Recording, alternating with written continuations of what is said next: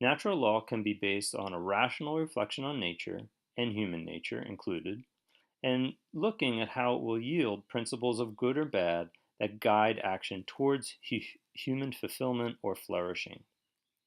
So there are both secular and religious versions of this. One example is John Locke, who had a notion of natural law and natural law ethics.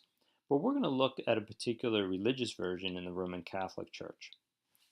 The question can be asked, is the intended natural purpose, there's that word again, telos, the end or goal, of a particular action or decision, thwarted or stopped by an action or decision?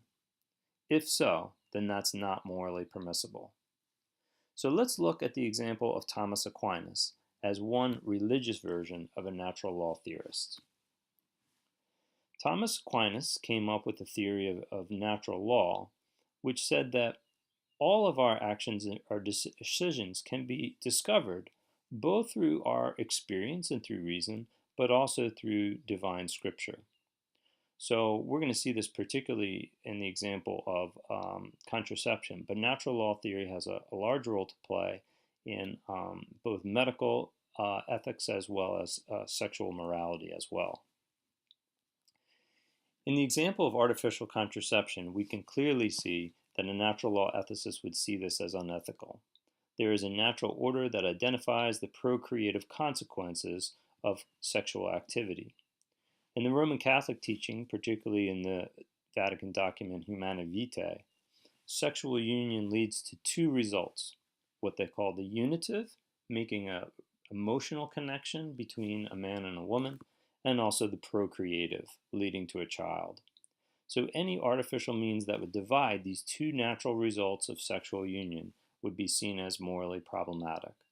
So this is an argument both I would see artificial contraception as problematic, as well as we might talk a little bit about reproductive technologies such as in vitro fertilization.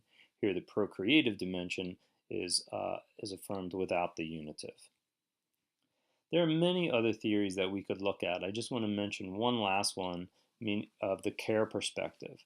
This was a feminist critique around a lot of ethical systems that came out and said that this whole focus on moral maxims and abstract guidelines really takes away the whole context of relationship and care and compassion. And this is something that should be asserted more in how we evaluate ethical decisions. There's been some other key issues as we are finishing our unit on metaethics, but certainly looking at the dignity of the individual, the role of society, the fact that oftentimes we do have moral ambiguity, that there are limits of practical wisdom.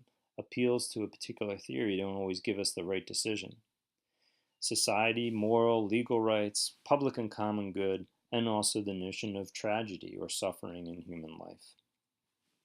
All right, we're going to do one last lecture as we get to professional healthcare ethics. So that will be its own recording, but thanks for listening.